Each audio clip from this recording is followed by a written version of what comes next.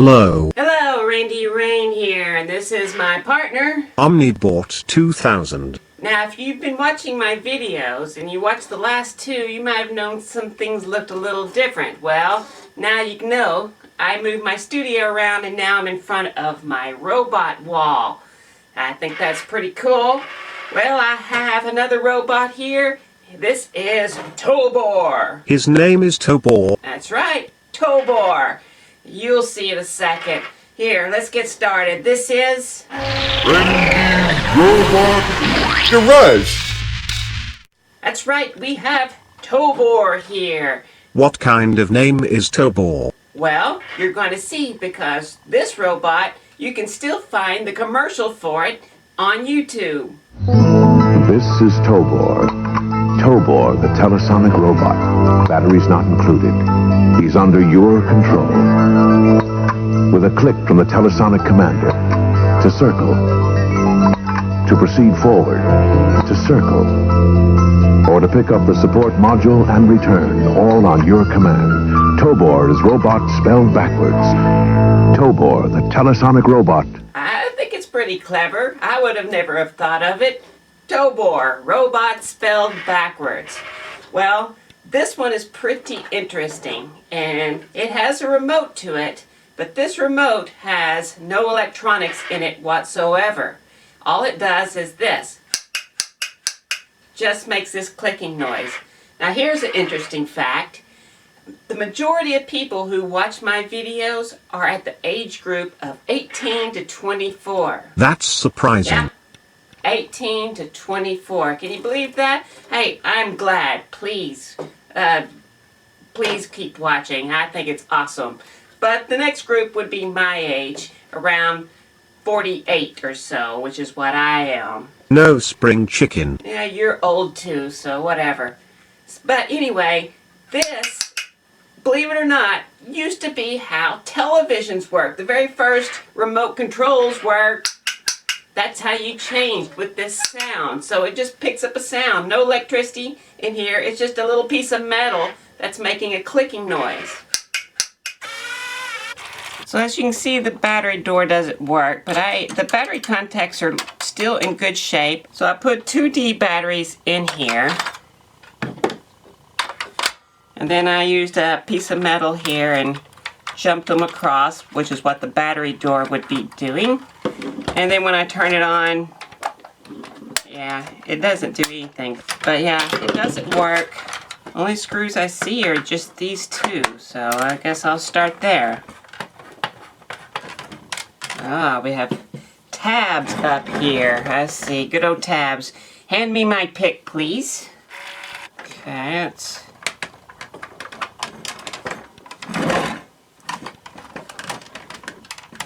Okay, got that. I have no idea what this is. It seems like that would be holding something going on here. I see there's some tabs down here in this battery compartment as well. Okay, well it can't come out. Oh, there's a tab here. Wow, this thing's full of tabs. There's another one back here. Got a little farther. That's gotta be something in there. Oh, wait a minute, here we go. Aha! Got it. Okay, arms are falling off. Let's go ahead and take the arms off. Let's see if I can get this tab now.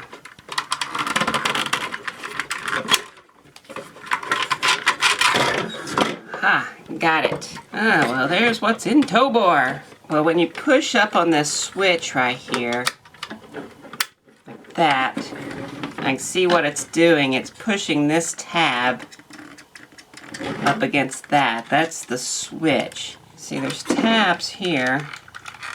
Oh, geez, more tabs, I see. That's being held in place there. I see it's these things. Yeah, just break off there. That'll work perfect. Uh-huh. Jeez. I don't think they want you in this one. Huh. Got it. Wow, let's check this thing out. There's two motors here, This motor has a little worm drive and it spins. This is the wheel that changes direction, so I guess when this goes like that, and it has this little metal piece here. It has these little tabs here that touch it, so I guess that's telling the little brain where it's at. Let's put some power to this and see what happens. Nothing. Let's give it a little spin. Oh yeah, that's kind of hard to turn. Well, that motor doesn't work. Let's look at this other motor here. I guess that spring just holds this motor in place. That's crazy. Look how the shaft is just going straight onto here. I have a feeling I'm going to have to get an O-ring to go in the slot here, and that this motor runs on that. But no gears, just a direct drive onto it. Wonder what happens when I put electricity to this thing. Nada. Let's go back to this motor. Open this motor up.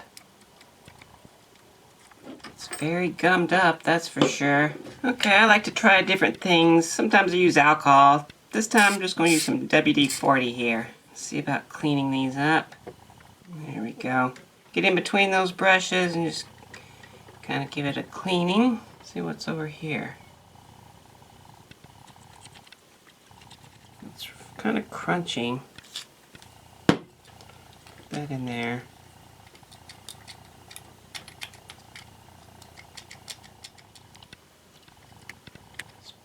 Before I close it up, let's put some power to it and see what happens. Still nothing. Let's try it. I can feel it. There we go. Let it run for a little while. Let's put some WD-40 there. Okay, so that motor's working now. I'm going to push these tabs back. Very interesting. These are just connected right here, just like they put these wires in there and push these metal things with this capacitor, broke through the insulation here and just connected it. Now, that's a new one. Okay, well, let's see what happens if I take this rusted spring off. Well, I'm gonna soak that in some WD-40. I'm gonna just... Wow, look at that. That's just crazy. I'm not going to even try with that. I'm going to see if I can just undo it what's in here.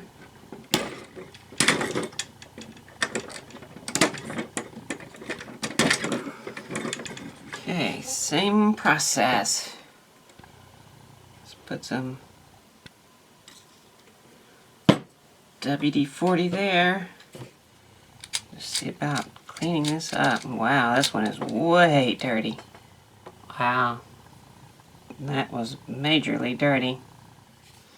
Also going to put some in here. Now clean these brushes.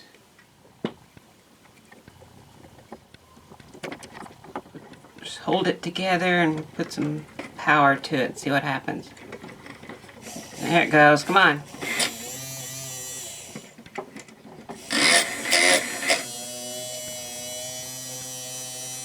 Oh well, okay, well it works now.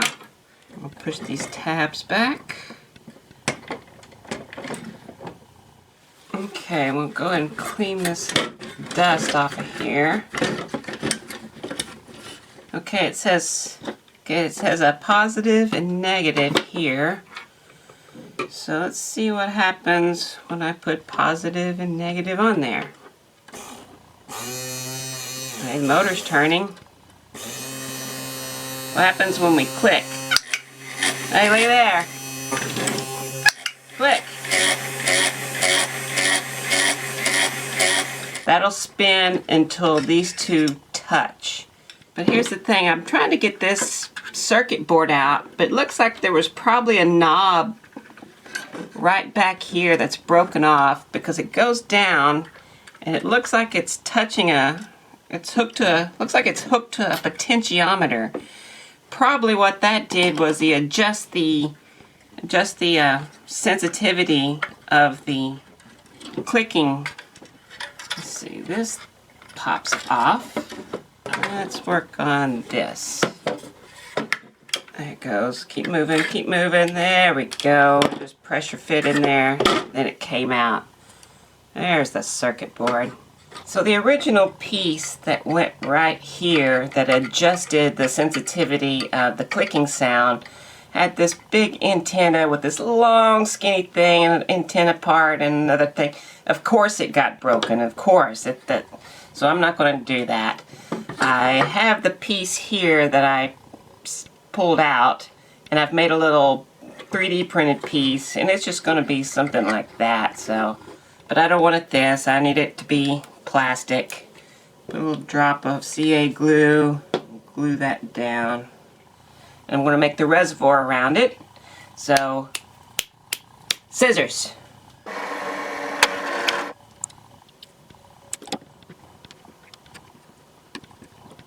Okay, so I've mixed up some silicone. Now we'll vacuum degas it and let it cure. So on the old toy robot website, there was a scan of the labels for this robot. So I downloaded it and adjusted it till it was the right size, and I printed it out. And now I'm going to cut these out close. Cut like this around the eyes. Cut around here. Need this one. Just need to get close for right now. I'm not going to be making the support module right now, so I don't need all of these. Now the reason I cut them out like this is because I'm going to take some packing tape, and that's what I'm going to laminate it with. And now I can cut them out. So now I'm going to take these out to the shop and use some spray adhesive and put these on. I'm going to be using some 3M77. I'm going to be spraying directly down, trying to not blow them away. Okay, let's start with this one. It's going to go in here. And this goes here.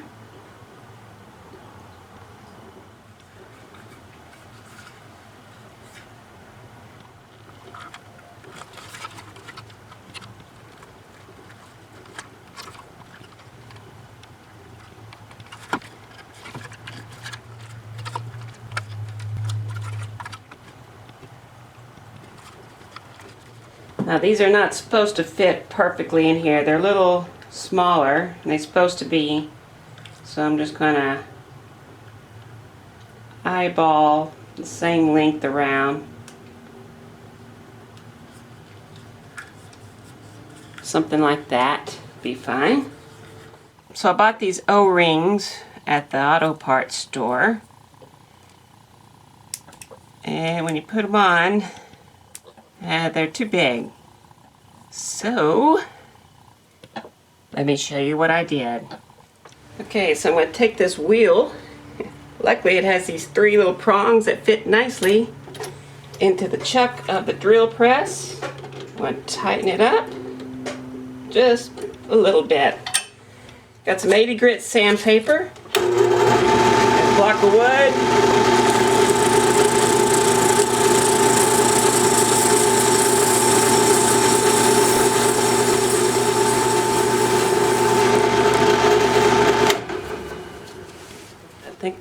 I think that'll work pretty well. Alright, it looks like this is ready.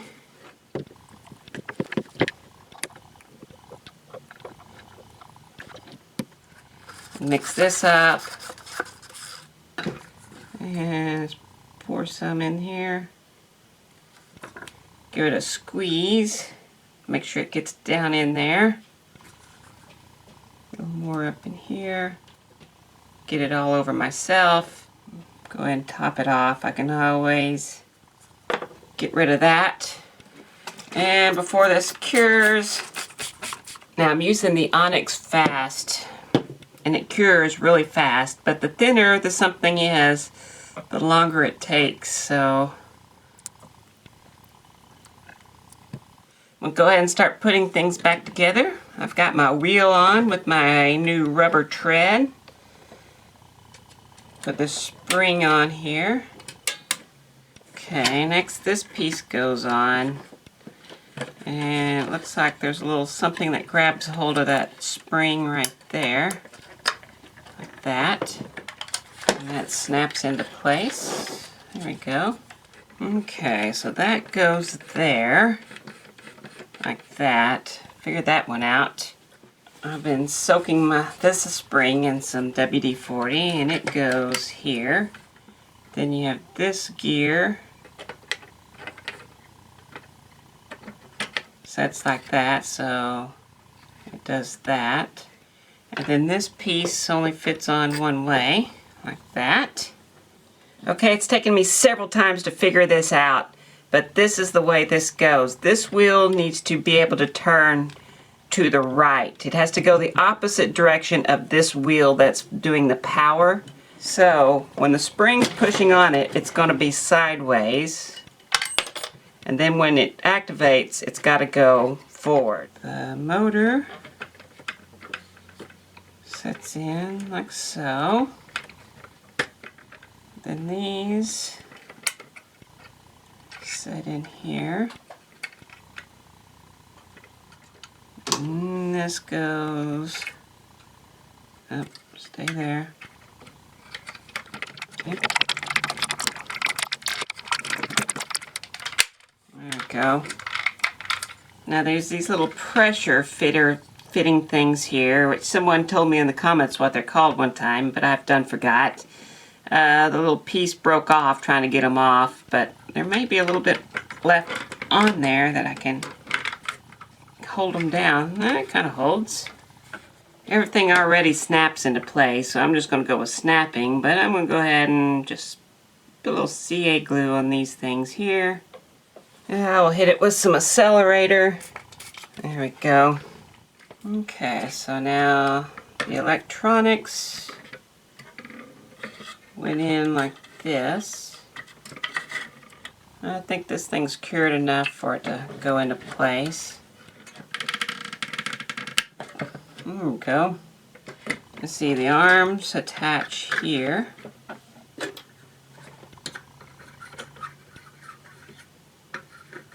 Attach like that. And now the front can go on.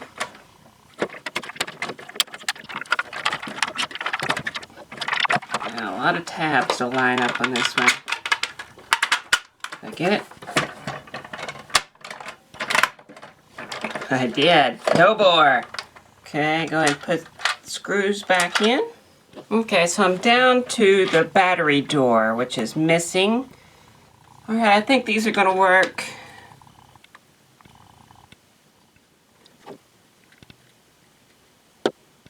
Now to build up the reservoir around it.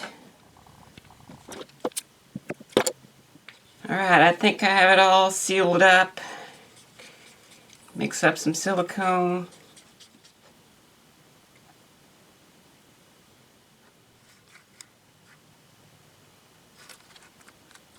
Alright, let's see about getting this out. There we go. That's what I was looking for. A little void there. Don't care about those voids. I care about these voids, and that looks good.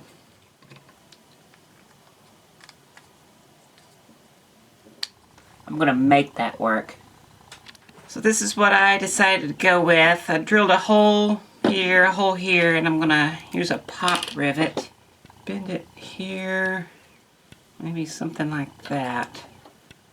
Okay, I'm sure I'll have to flatten it out some, but let's put that in like that.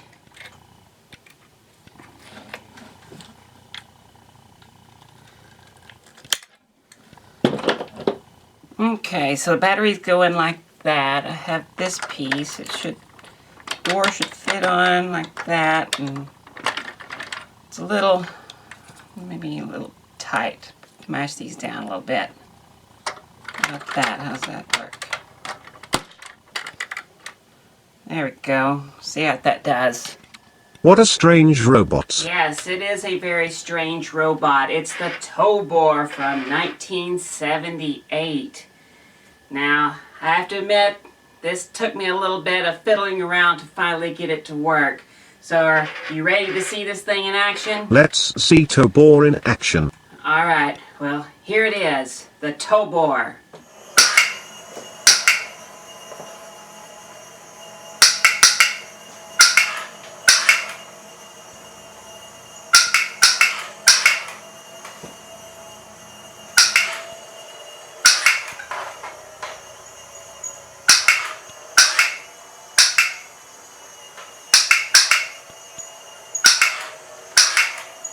You should tell the history. Yes, I don't normally do history on here, but this one is actually pretty neat. This was created by a company called Schaper, which was started up in Minnesota, I think it was, in 1949 by Schaper. And he created the game Cooties, if you remember that one with the bug, the parts of the bug that you put together. Later on, he came up with Don't Break the Ice and Ants in the Pants. You probably remember those as well, if you're from my time. But if you don't, hey, they still make these games, actually. At least, I think they do. Anyway, they made them for a long time. But anyway, the interesting thing was Schaper was the very first company that made plastic toys. Most toys back then were either tin or wood or paper, but Schaper was the first company, which was a U.S. company from Minnesota, I think it was, and they were the first ones to make plastic toys, which is kind of neat. Eventually it was sold to Tyco, and then Tyco was bought by Mattel, both companies that should be familiar with. So yeah, that's pretty interesting. Interesting history. It's pretty interesting. Well, that's it. This is the Tobor. This is as much as I'm going to do with it. It works. There's still some things that seem different on pictures. Like it says Tobor here. I don't know. I couldn't find any stickers or anything like that to see what it is. I'm not worrying about it. I'm going to call it done. So I want to thank these people right here. These are my patrons. If you want to become one, you can go to Patreon, follow the link below, and I will make you stuff. And these people, I've made your stuff going out next week. I've been working on Tabor here. He's been kind of hard. So, there it is. Thanks for watching. Go ahead. Go. That was Randy's Robot Garage.